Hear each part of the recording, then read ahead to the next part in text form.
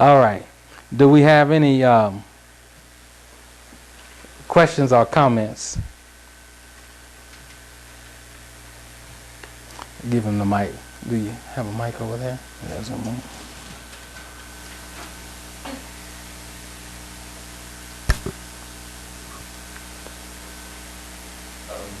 Is there any other way that God will come? Or is it, like feelings, or or sometimes will you just like have a plan in your head or something like that? Okay. There are other ways that the Lord comes, not just through feelings, not just through dreams, not just through visions and things like that. He can come through people, as far as saying something to you, and it could be somebody that have no idea of the situation at all. So he can come through people. There are times when the Lord will move through me, and I know it's the Lord, but it's not through feeling. It's just something that I know I'm supposed to do. So what happens is you'll just have a knowing, if that make any sense. Like, it's just sometimes you'll just know, like what you said, like a plan in your mind. Sometimes if you're not careful, you can think that is your plan and really it's God's plan. And so we just have to be, in those cases, we have to be prayerful and figure out what belongs to God and what's our thoughts. But there are times when a thought will just come in your head, and it'll be the Lord. It can just be a thought. And it'll be the Lord, just as much the Lord as if he had come down himself and told you. You see that? And so sometimes we have to be careful in that, so that we don't discount that it's the Lord, that it's us when it's really the Lord. So he comes all kind of ways. Many years ago, it was a Saturday. I was studying in my Bible, and just asking Lord, what do you want to say to your people tomorrow? What do you want to say? And my son right here, my oldest son, he was only maybe 2 years old at the time. He was sitting on the side of me, and he took the Bible like this and flipped it. And he said, read that. And so I started reading it, and that's what the Lord wanted to speak from. You see, so he didn't know what it was, but I knew it was the Lord. I had been praying to the Lord. And so we can discount, God uses children all the time. And so even through children, the Lord will speak.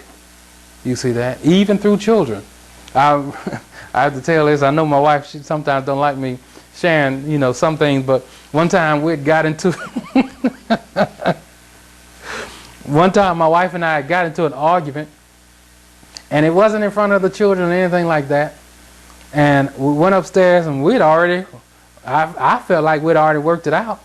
And so we sitting upstairs talking and things like that. And our youngest son come to me and said, I don't know if he was talking to both of us. Was he talking to both of us or just me? But he said, Dad, or, Mom and Dad, the Lord don't want y'all to get a divorce. He was talking to both of us. And so he didn't know anything about us arguing. And we wasn't talking about divorce when we were arguing. But we understood that that's the Lord talking. That was the Lord talking. And so I always say this. If you will look for the Lord, you will find him. All over the place. All over. My wife and I, we were driving to Louisiana. I'm telling you, we used to have prayer meetings before we went to Louisiana, because we were guaranteed an argument. All that driving and sitting still for all them hours, you getting cramped up and feeling like the vehicle is getting smaller.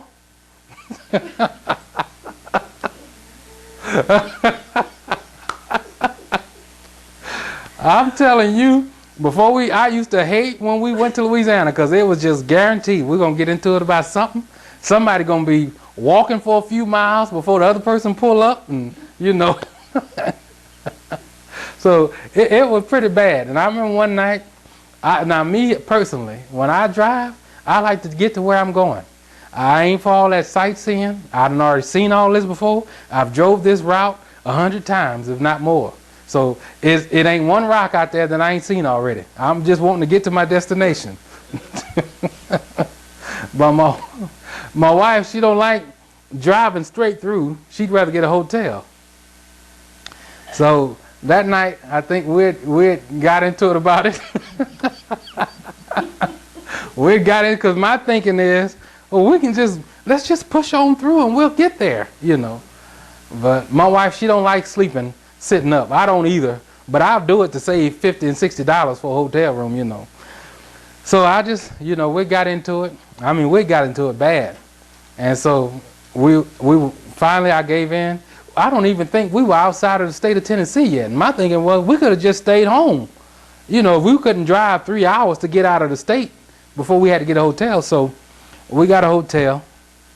And I'm just sitting there thinking, now just being honest, do I really want to spend the rest of my life going through this? Every time we go to Louisiana, it's got to be something. And you know how, I mean, it's so many areas that you can get into it about in that. You know, family, who you're going to stay with, you know, how long we're going to stay with this family versus that family.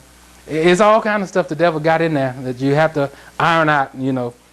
And so I'm thinking, now, do I really want to go through this for the rest of my life? And I was just really thinking, I don't think I can deal with this, you know. And I told the Lord, you're going to have to give me some kind of instruction, because I don't know if I done made a wrong turn somewhere or what's done took place. And so we got in the vehicle. I wasn't saying much, and my wife was just looking at me like, I wonder what's on your mind, you know. I'm still thinking like, this is crazy, you know, in my mind. And I think a lot of it was just me, because we had just got married. And you know how it is when you're used to being by yourself, that's the way you live. You're not used to sharing toys and all of that. You know, you're not used to going and consulting the other person, you know. And so we continued to drive down there the next morning. And I was just praying, because she was looking at me, you know, wondering what was on my mind and things. And I was just praying like, Lord, you're going to have to tell me something. Because I don't know how to deal with, you know, I don't know how to deal with all of that. And so it was a couple of ladies driving in a vehicle. And in fact, it was like a cream-colored car. And they came from behind us, pulled up on side of us, and then got in front of us and slowed down a little, just long enough for me to read the license plate. And it said, "Be forgiving." And then they got out of the way, and I passed on by. And I knew it was the Lord telling me, you have to forgive. And not only that, be forgiven. In other words, if you're going to stay married, you have to stay forgiving. It's not something like, I forgive you today, and then tomorrow you do something else, and I'm going to hold it over your head. If you want to stay married, you have to stay having a spirit of forgiveness.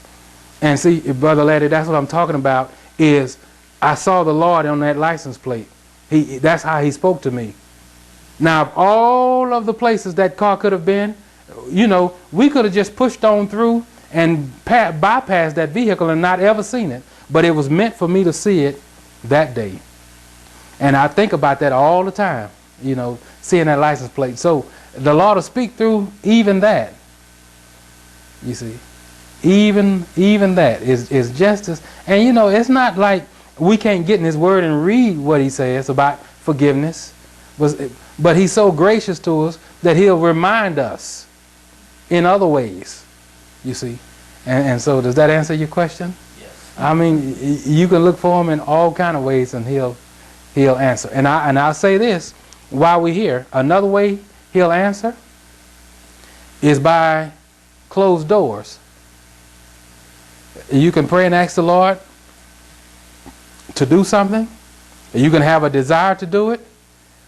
And if you keep running into closed doors, that's usually a sign that that's not a way that he wants you to go. And many people miss the mark. They're just going to kick the door down and get into all kind of stuff after that. But a lot of times, it's just through closed doors, disappointment.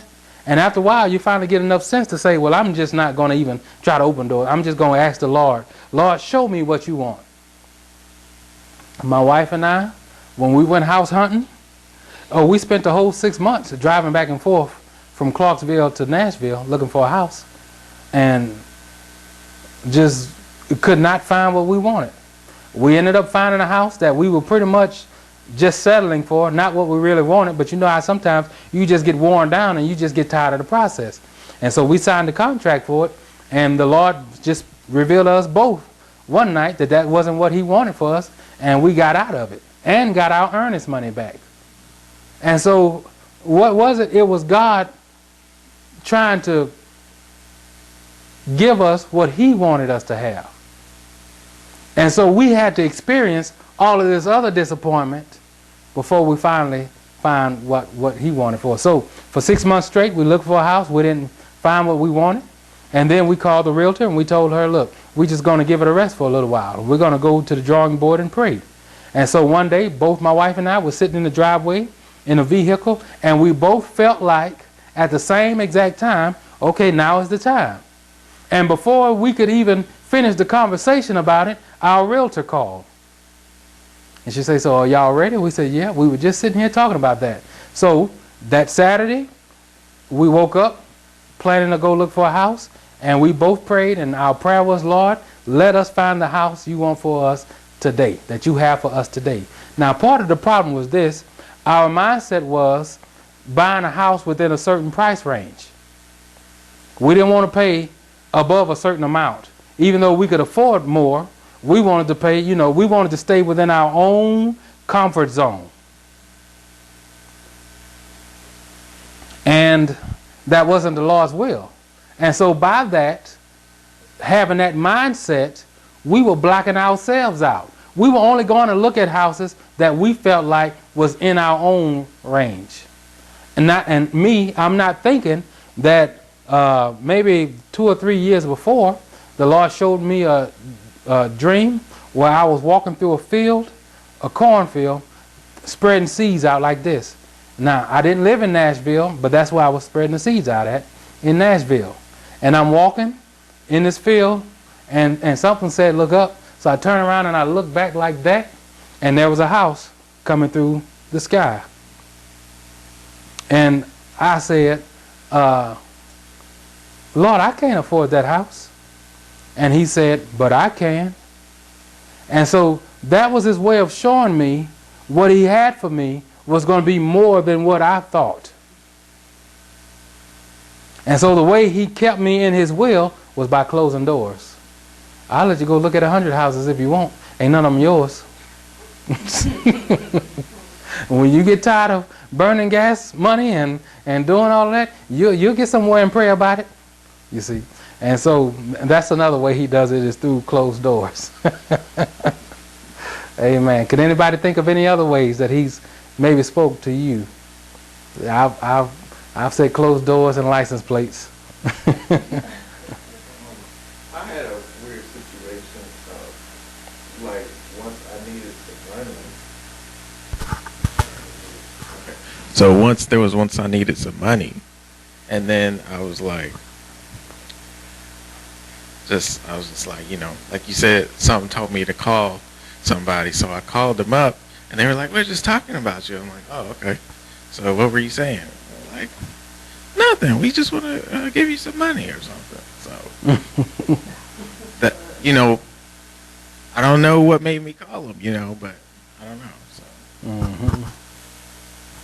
that's the one. Yeah.